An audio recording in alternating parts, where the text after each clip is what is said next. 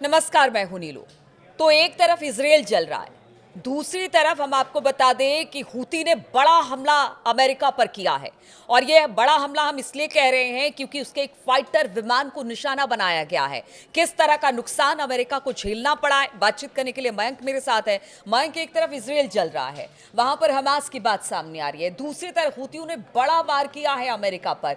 किस तरह का वार है, किस तरह का निशाना उन्होंने अमेरिकी फाइटर प्लेन को बनाया है, जरा जानकारी दीजिए देखिए, इस बारे ये में। बहुत बड़ा झटका है अमेरिका के लिए। बताया जा रहा है कि हैरी ट्रूमन जो इनका एयरक्राफ्ट कैरियर है, जो कि रेड सी में है, ईरान को देखते हुए रेड सी में एक्टिव है, इसके ऊपर हुतीज ने अपनी सुपरसोनिक मिसाइल से हमला किया। और इस हमले में हैरी ट्रूमन पर एक F-18 hornet fighter plane America का है, वो तबाह हो गया है। ये ऐसी बात जो है वो हुतीस की तरफ से दावा किया गया है। देखिए, इसमें बड़ी इंटरेस्टिंग, जैसे टॉम क्रूज की फिल्में नहीं होती है, टॉप गन या इस तरह की जो फिल्में होती हैं, उसका सीन ऐसा लगता है कि जैसे ये अरेबियन सी में यहाँ पे हुआ है और हैरी ट्रूमन के सामने साथ हुआ। बताया जाता है कि हुतीस की तरफ से एक सुपरसोनिक मिसाइल फायर की गई। इस मिसाइल को अपनी तरफ आगे बढ़ता देख जो ये हैरी ट्रूमन एयरक्राफ्ट कैरियर है, इसने अचानक तेज मूवमेंट किया, जैसा कि अमेरिकन्स कह रहे हैं। अमेरिका के नेवी की तरफ से जो बयान आया है, उनका कहना ऐसा है कि हुतीज, हाँ, तस्वीरें भी आई हैं कि हुतीज की इस मिसाइल से बचने के लिए हैरी ट्रूमन ने बड़ा फास्ट मूवमेंट किया और उस मूवमेंट के चलते ऑन बोर्ड जो F-18 था वो और उसे कैरी करने वाला व्हीकल दोनों समुद्र में गिर गए। ऐसा अमेरिका का दावा है, अमेरिका का कहना है। लेकिन हुतीस का कहना ऐसा है कि हमने अपनी सुपरसोनिक मिसाइल से हैरी ट्रूमन को निशाना बनाया और इस हमले में F-18 जो है, जो कि ऑन बोर्ड था, वो तबाह हुआ, वो समंदर में गिर गया। दावे दोनों अलग अलग हैं, लेकिन ये तय है कि F-18 डिस्ट्रॉय हुआ है और वो समुद्र में गिरा है। अब वो मिसाइल उसको हिट की या नहीं की, वो एक अलग बात है। लेकिन F-18 सुपर हॉर्नेट जो है, वो एक तो 16 मिलियन का वॉरशिप, 16 मिलियन का फाइटर जेट है। और ये बड़ी थोड़ी सी हैरान करने वाली बात है कि जो है वो 16 मिलियन का जो आपका टॉप मोस्ट नेवी का फाइटर प्लेन है, वो शिप के मूवमेंट से गिर जाए। ये बात एक्चुअली थोड़ी सी डाइजेस्ट करने वाली है नहीं, बट फिर भी। और इसके बाद जो है ये एक बड़ा झटका है अमेरिका के लिए, इसमें कोई दो मत नहीं है, क्योंकि F-18 एक बेहद आधुनिक जेट है और जिस तरह से हुतीज ने इसको निशाना बनाया और बताया जा रहा है कि वो हो गया। लेकिन इसके अलावा फिर देखिए, ये इन्होंने ये भी कहा है, हुतीज की तरफ से जो याया सारी उनके स्पोक्स पर्सन है, उन्होंने कहा है, we targeted the US aircraft carrier USS Carl Vinson and its escorting warships with drones. इन्होंने कहा है कि हमने सिर्फ हैरी ट्रूमन पर हमला नहीं किया, जो कार्ल विंसन इनका अरेबियन सी में दूसरा एयरक्राफ्ट कैरियर है, जो ईरान के लिहाज से भेजा गया था, हमने उसको भी निशाना बनाया है। और उसके साथ जो एस्कॉर्ट करने वाले वॉरशिप्स थे, उस पे भी हमने हमला किया है। हालांकि इसमें कार्ल विंसन को कोई नुकसान हुआ या उसके जो काफिला साथ में होता है उसको कोई नुकसान हुआ, इस बारे में कोई अभी जानकारी नहीं है। लेकिन उन्होंने कहा है कि ये हमला किया है। इसके अलावा एक और दावा हुतीज की तरफ से किया गया है, ये इसी के साथ की बात है, मतलब ये लेटेस्ट हमले की बात कर रहे हैं।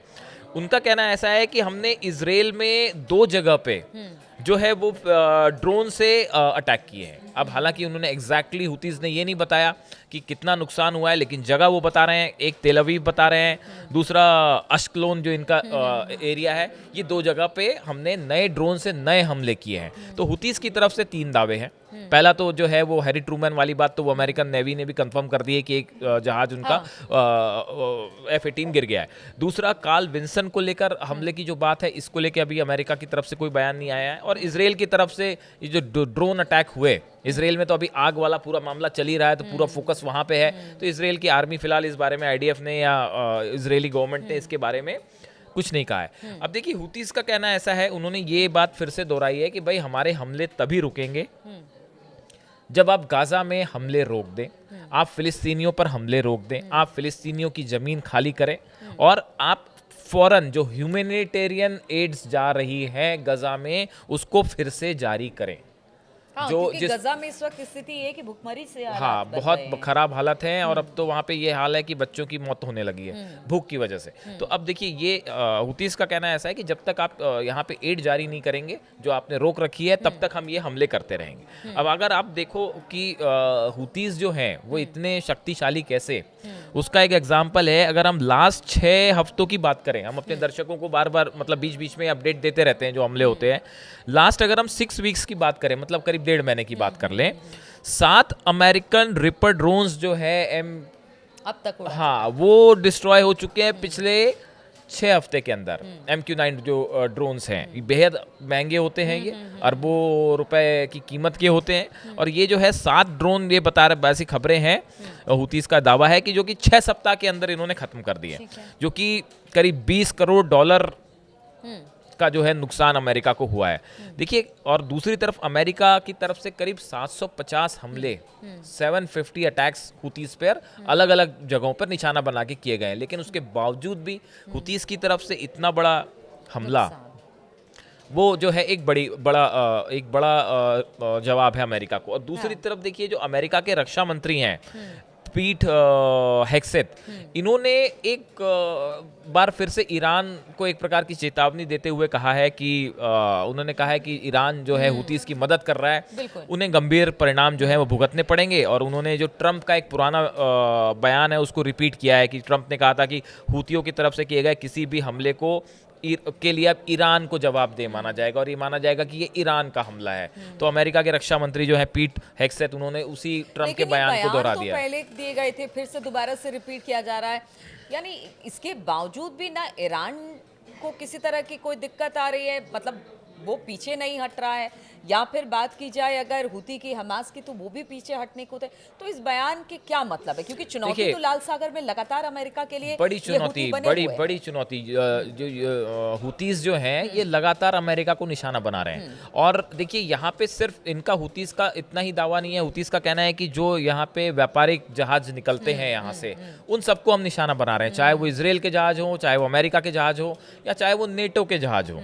तो ये लगातार जो है एक बड़ी चुनौती हुतीस के बने हुए। देखिए, यहाँ पे समस्या ये है कि हुतीस को खत्म करना जो है ये बहुत डिफिकल्ट है ये मेकआउट करना कि कहाँ पे हुतीस हैं, कहाँ पे कॉमन सिविलियंस हैं। और आप अगर हमला करते हैं, हुतीस जो है वो डिवाइडेड है बहुत सारी जगह पे, मतलब कोई एक ऐसा बेस नहीं है कि गजा तो एक छोटी जगह है, एक एरिया वाइज छोटी जगह है, तो वहाँ पे तबाही मचाना आसान है। आप यमन में कहाँ कहाँ अटैक करेंगे? तो ये जो है एक बड़ी चुनौती बना हुआ है अमेरिका के लिए। और ये लेटेस्ट हमला जो है जिसमें F-18 को तबाह करना, ये वाकई अपने आप में एक बड़ी खबर है। सही बात है। तो आप देखिए कि किस तरह की चुनौती हुती अमेरिका के सामने लगातार पेश कर रहा है। हालांकि अमेरिका भी बार बार, चाहे वो ईरान हो या हुती को, उसको डैमेज करता रहा है, खासतौर पर हुतियों को निशाना बनाता रहा है। लेकिन फिर भी हुती बार बार अमेरिका को परेशान कर रहा है, और उसके दावे तो इसराइल में भी नुकसान पहुंचाने के हैं। अब ऐसे में देखना होगा कि अमेरिका इस पूरे मसले को लेकर क्या करता है। क्या हुतियों पर बड़ी कार्रवाई अमेरिका की तरफ से की जाती है? जिस तरह से मयंक भी बता रहे थे कि वहां पर ट्रंप की तरफ से एक पुराना बयान था जिसे फिर से दोहराया गया है। तो इस पर लगातार हमारी नजर बनी रहेगी। आप बने रहिए हमारे साथ।